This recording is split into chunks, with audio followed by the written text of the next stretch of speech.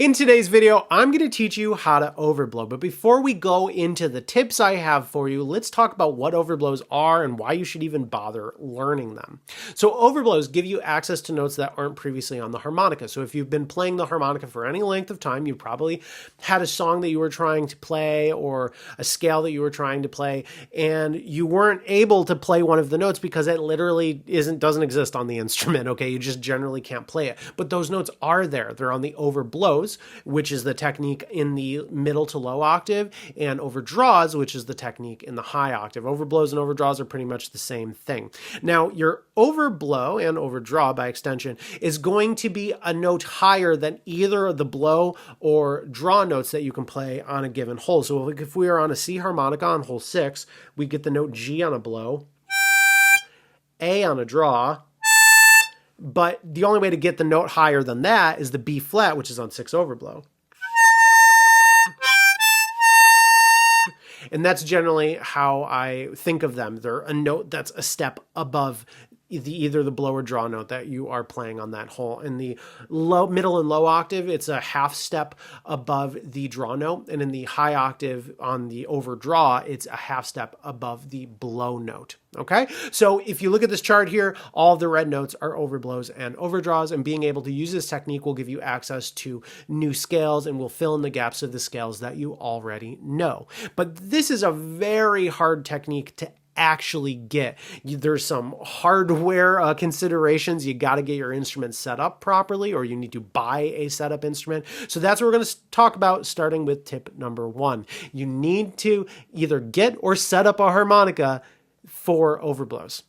Now, on a standard out-of-the-box harmonica, like this Seidel Session Steel, you may be able to overblow, maybe, but if you're just getting started with this technique, it's going to be really hard, because really most harmonicas in the mid-tier range, let's say about $50 US, might have one overblow that works, but probably don't have all of them, and the one that works might not work very well.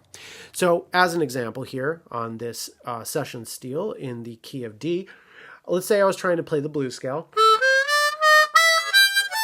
and I wanted to hit the 6 overblow right there to connect the blues scale to the high octave. Now, if I was to try this on the standard out-of-the-box harmonica,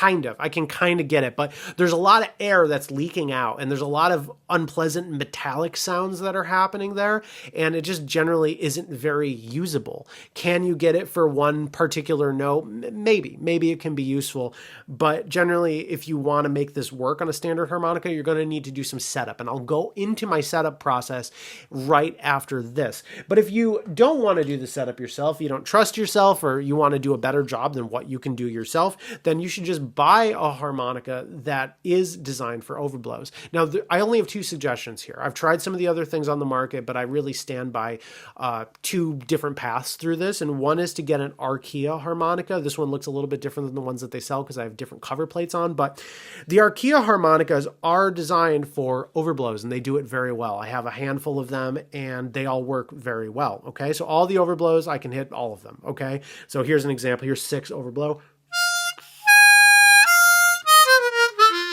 Okay, so an Arkia harmonica is definitely a suggestion.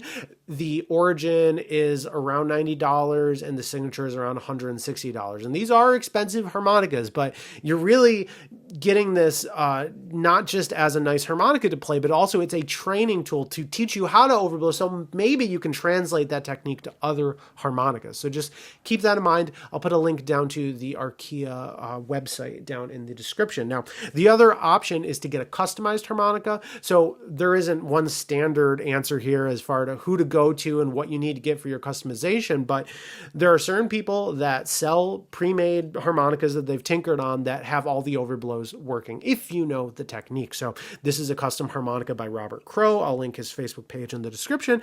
And if I try to hit 6 overblow, it's so easy. It's actually easier than the Arkia, but Just keep in mind that customized harmonicas are generally pretty expensive. You're looking at minimum $200, but usually that's not even enough for an overblow setup. So really you're looking at something like $250 to $400 for a really well set up custom harp. And that might just be too much money for some people, but if you're a performer, it might be worth it. So those are the options that you can go down if you want to buy a harmonica. Now I'd like to show you how to do the setup yourself. So let's go jump to that.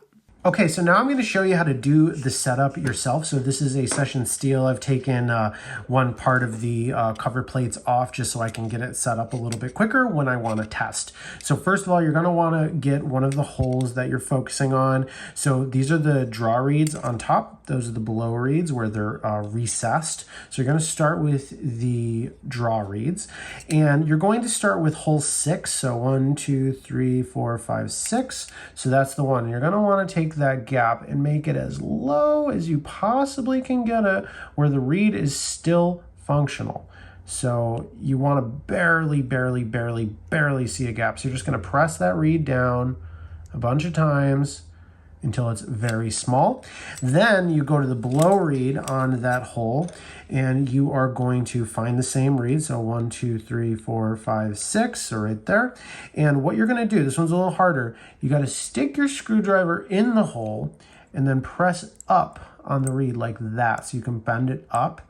And you just do this a bunch of times. It's very hard to see, but there's a little gap right there. The camera probably won't pick it up exactly. And that gap is the same as the gap on the other side that you see. That needs to be as small as humanly possible. And so you just need to keep bending this until you find that that gap is really tiny. And if you go too far, you could just press down like this, okay? And then you put your cover plates back on and you test. I wouldn't recommend doing it like I did it here, but I had trouble with one of the screws. So we can get that all set. And then I'm going to try 6 overblow. Much better. So that is the plan. That's how you set up overblows for yourself. I'd recommend setting up 6, 5, and 4 in that order. Maybe you should bother with hole 7, but hole 7 is very hard and you might not have success unless you buy a harmonica that is designed for this purpose. Real quick, if you want to improve your harmonica playing, then you really should be working on your scales. Down below in the description, I have access to my free scale cheat sheet. This document will give you all the notes for the scales that you need to be working on and even show you how to practice them using a metronome. So check that out. It's totally free in the description. Let's continue. So just to review here, you can get an Arkia harmonica like the Origin or the Signature. You could get a customized harmonica or you could do the setup yourself. But as you realize when I do it, it's a little bit of a process and you have to be patient. And also you have to know the technique well enough that you can actually see if you're getting success or not, which is a big challenge in the beginning. So now for number 2, let's talk about the technique. So the overblow technique, let's talk about overblows specifically, is like a blow bend. So if you can blow bend, you probably can overblow. A blow bend is where you're bending the notes in the high octave of the harmonica. So let's say hole 8. I'm doing that by going E, oo, E, oo, E. And another way of thinking about it is with your tongue. So you're kind of collapsing your tongue like you would with a draw bend, but your tongue is much closer to the harmonica. You just got to find that specific position. Usually the E, oo, E thing works and helps you get it, but you got to really get your blow bends down before you can really seriously attempt overblowing because it's the same technique. So let's say if we're on hole 6, if you start going into the overblow position on a blow hole,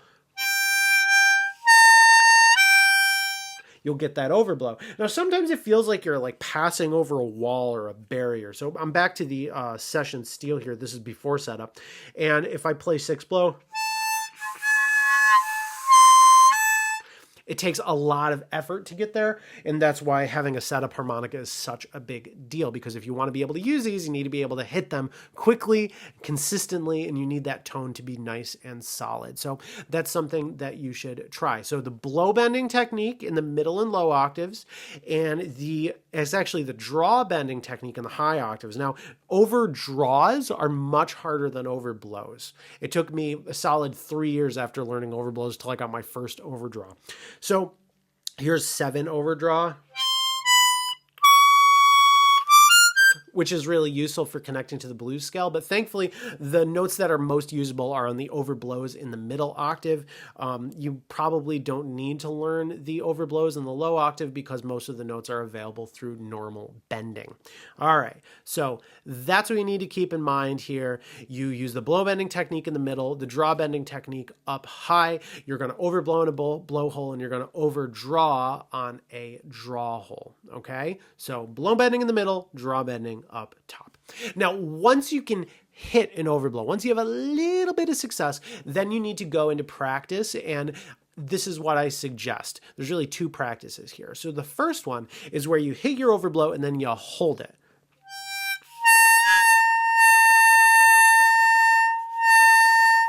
It's hard to do. I mean, I've been doing this for a while, and I can't even consistently do this all the time.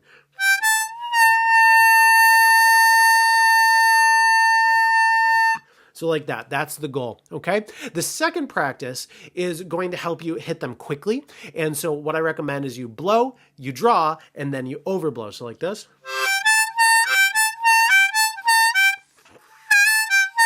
Now, something just happened here that I want to explain. Because your overblows require this perfect air tightness, you may find that there are some downsides on the holes that you have set up for overblows. Maybe they trigger a little late, or maybe they're more prone to getting stuck. So these are just things to keep in mind. There really isn't a perfect setup where you can, always hit the notes, but you're not going to have any problems. Even on custom harmonicas, it's always going to be a little bit of an issue. So just be aware of that. So two practices here. You're going to hold it, and then you're also going to try to hit them really quickly by cycling through all of the different things you can do on that hole, like blow, draw, overblow.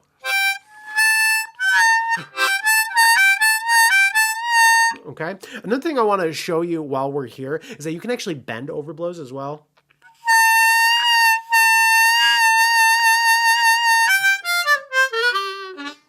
Depending on your technique and how your harmonica is set up, you can actually bend these notes pretty significant ranges here. So like... So I'm getting, kind of high as far as actually hitting some new pitches. So that's something that you can work on if you decide to do that.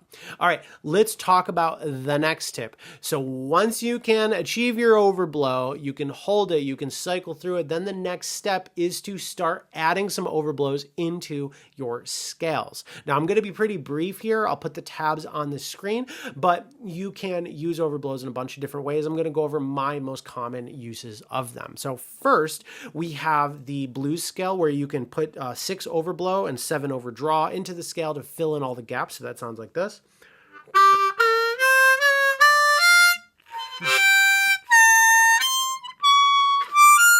Okay, so there's the overblow, 6 overblow, and then 7 overdraw. Okay, so that is probably the place I would recommend that you start with, because the blues scale, if you're at the point where you're learning overblows, should be something that you already know. Besides the blues scale, what I have found to be the best applications for overblows is being able to play the full major scale and the full natural minor scale in second position. So the major scale goes like this.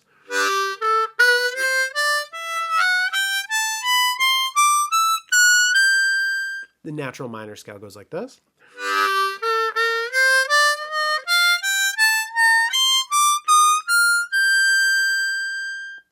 And being able to play these scales will give you a lot of different things that you can do while you are soloing. But in addition to this, there's also overblows in the 3rd position natural minor scale and the 12th position major scale, and a whole bunch of weirder scales that you may want to get into. But I would choose one like the blues scale or the major scale to really focus on and just practice that scale and get that note coming in real quickly, especially as you move your scale to faster and faster tempos. The final tip I have for you, once you're able to use it in a scale, is to do most of your practice for overblowing while you are improvising.